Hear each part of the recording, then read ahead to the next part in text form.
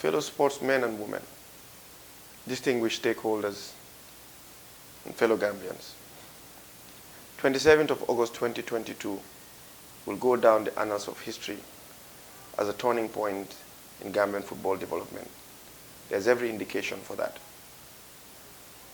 However, we all want to be remembered for the right reasons, that we contributed to bring in change in our football, and that is change for better.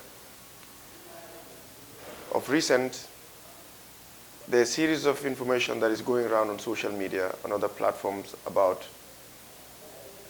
my humble self being denied access as a delegate to the GFF Elective Congress. But I want to ask all my supporters to exercise decorum, patience, and understanding whilst we take care of this in the right manner. Notwithstanding, it is also important that I explain to every Gambian what has been happening and what we intend to do to ensure that we go into the Congress as a delegate. First of all, when I was submitting my nomination papers to the Gambia Football Federation Electoral Committee, on the form I indicated that I was General Secretary of Hawks, which was right at the time. And this form was submitted on the 28th day of July, 2022.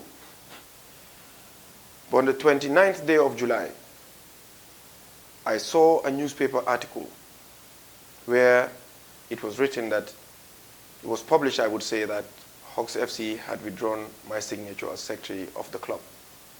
But prior to that, I had received a call the evening of the 28th, having submitted my nomination paper, to find out if that is indeed true.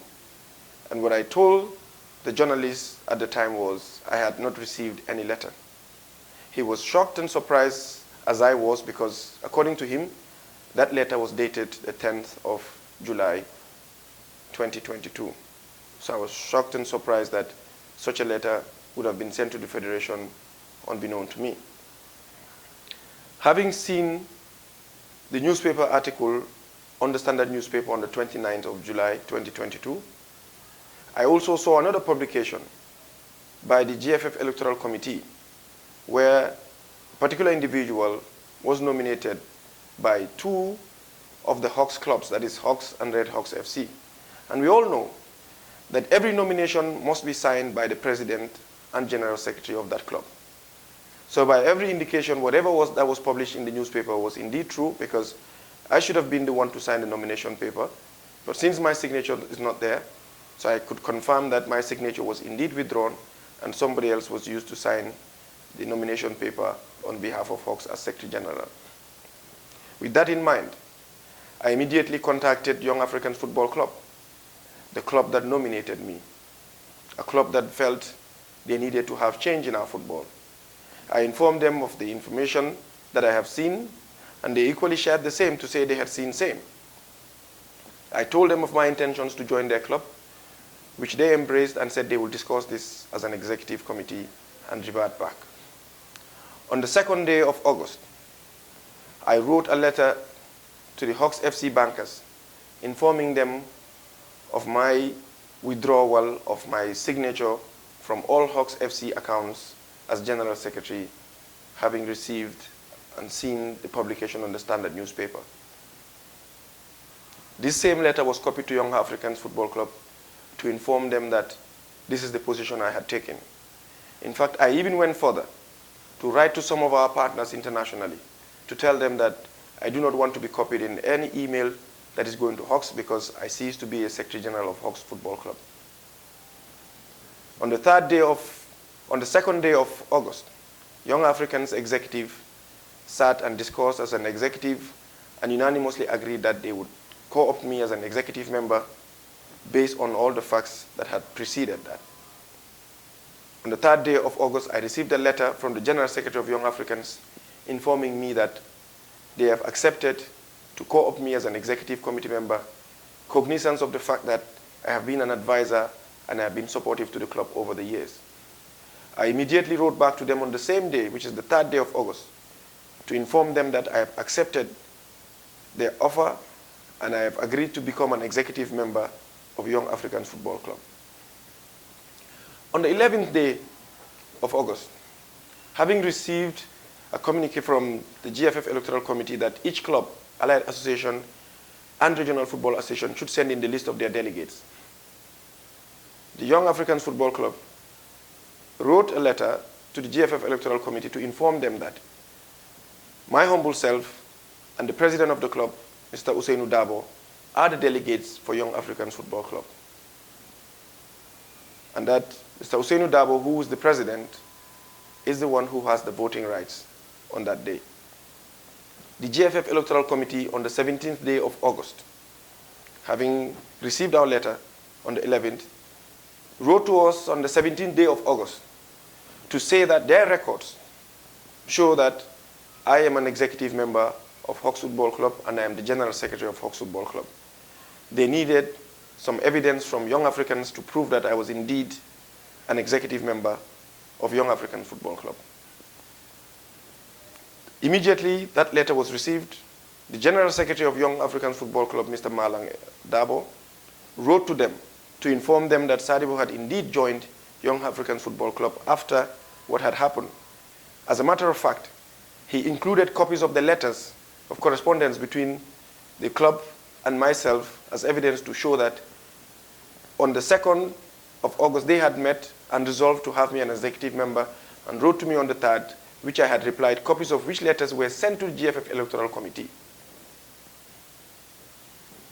Up until the 23rd day of August, few days before the elections, the Electoral Committee, through its chairman, wrote a letter to Young Africans Football Club questioning the timing of those letters. In their letter, they indicated that in their records, Sadibou Kamaso, that is my humble self, is the General Secretary of Hawks Football Club and Red Hawks Football Club. And as per their knowledge, I still serve as General Secretary of Hawks Football Club and Red Hawks Football Club. But one begins to wonder, at what point in time has the GFF had any records or any database of the list of executive members of any club? I want to ask all the clubs to come out and confirm this. At no point in time has GFF ever collected any data about the executive members of any club. Or at no point in time have they ever kept any information about the list of officials of any club. At no point in time have they ever scrutinized which executive or official has left one club to go to another club. In fact, we are aware of executive members who are vying for positions in the elective Congress, who sit on 2 boards of 2 different clubs in the 1st division. If the Electoral Committee was indeed doing their job, they wouldn't find it difficult to know that the executive members who are serving 2 clubs in the same league, which is against FIFA ethics. I kindly ask them to look into those things rather than delve into other matters. But coming back to the story, according to the GFF Electoral Committee, the timing of my letters, the timing of the letters of the Young Africans Football Club is questionable because in their records, I am still the General Secretary of Hawks Football Club. And I'm sure they must have seen the publications in the Standard newspaper. I am sure they must have received a copy of that letter because if I was indeed General Secretary of Hawks Football Club, the nominations that were filed by Hawks FC and Red Hawks FC should not stand because I, as General Secretary, should have been the one to sign those letters. But if my signature is withdrawn, it means I have every liberty to go and join every club because I am not under any bond for anybody to hold me anywhere to say I can stay. As a matter of fact, at no point in time have I ever seen any letter to say that my signature was withdrawn. Coming back to the story, we wrote a letter to the GFF Electoral Committee to remind them that what they are supposed to do as an electoral committee that is comprised of people of exemplary character is to ensure that there is free and fair elections in this August 27 GFF presidential elections to avoid any confrontation or any issues that may arise. Our football is at a crossroads and we expect the GFF Electoral Committee and any reasonable person to ensure that the election is conducted in a free and fairly manner to avoid disadvantaging any candidate. They know the reason why they do not want me to come in as a candidate. Because first of all, for the first time in the history of the Gambia Football Federation wants to bring an extraordinary congress before the elective congress. This has never happened. The GFF always has its congresses on different days from the elective congress. We've seen Nigeria has done it. They've had their congress period before the elective congress to avoid any issues. But this time around, for whatever reasons, the GFF leadership wants to amend our constitution on the day of elections to favor them against another group. We know this is against good governance. This is not in the interest of justice. Because what they intend to do is to amend our constitution with a clause that says that they want to create a fourth vice president position, and that fourth vice president position is written in a manner that the female football association president would automatically become a vice president, even though she wouldn't have to go through elections. Again, the amendments the GFF wants to bring in is that on the day of the elections, the fourth vice presidential candidate they want to bring would not even have to go for elections. Whoever is there as the president of the Women's Football Association would automatically be the fourth vice presidential candidate. This is wrong. This is against natural justice. This is bad governance. Because whoever wants position must go through normal electoral process. They must go through the nomination process. They must have their forms sent, scrutinized, eligibility checks done, so that they can compete that position with any other party. As a matter of fact, the way they've done it is not fair, because if they really meant well, these amendments would have been done in December, so that it will give any opposition candidate the opportunity to also present a fourth vice presidential candidate. We do not have that. We do not have that privilege, because it is not in the constitution.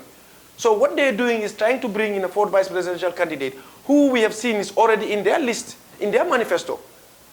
If we had done it, we could be seen as violating the constitution. But we've seen the people who are supposed to ensure the constitution is adhered to. They're the ones who are butchering our constitution, all in their own personal interest.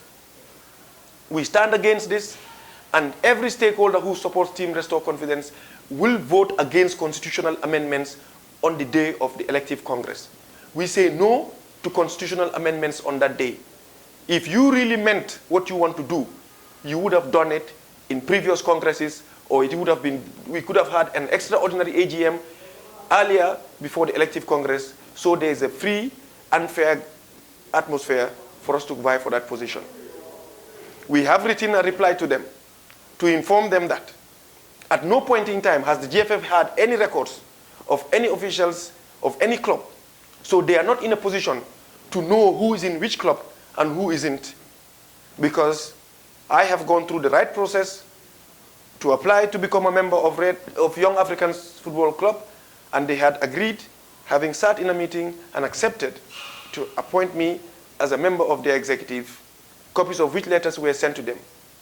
If the GFF really wants evidence, this evidence was provided to them. Why are they questioning that? Again, we will not allow anybody to derail us. We will not allow anybody to put us in a position where they would incite any form of violence or anger, because we are focused on the bigger picture. We know we are winning. We know we are going to win on the 27th of August by God's grace, because there's every indication that everybody in this country wants change. There's every indication that every young person, even the elderly, wants change. And that change will come on the 27th of August, God willing. We will not be derailed. Once more, I ask the stakeholders, this is my final video before the 27th August elective Congress. Do not allow anybody to infringe your rights. It is your civic right, it is your civic duty to go on that day and vote, because you fund your clubs yourselves. Whatever has been given to you is your right. It's not a privilege. And if you're voting on the 27th of August, remember those kids, those athletes who continue to suffer, who have endured so much pain over these years and haven't had the opportunity to showcase their talents, some of which have even had to embark on the perilous backway journey just because they've lost hope in our football. Remember those kids, and remember our football could have done a lot more better than it has today. You're not voting for an individual, you're voting for change, and change for the better. We understand some of you cannot openly associate yourselves with individuals. We understand some of you are in support of Team Restore Confidence deep down in your heart, because you know we are the future. And we ask you to consider that, because anybody who wants position in this country from henceforth should be able to come and stand the public and face them and tell them what you have. Those political campaigns of castigating individuals are not what we intended to do from the onset. And we have made sure that we've campaigned on a very decent platform, and that is what we intend to continue to do. To my supporters, do not allow anybody to get under your skin. Let us ensure we exercise decorum, exercise patience, and show so much maturity on the 27th of August. We go and win. Victory is certain for Team Restore Confidence, because change is coming, and change will indeed come on the 27th of August. I thank you all for the time, for all the support, and those who have supported us in one way or the other. We appreciate you. Words are inadequate for us to express our appreciation, and language would fail us to tell you how much we are grateful to you. Thank you.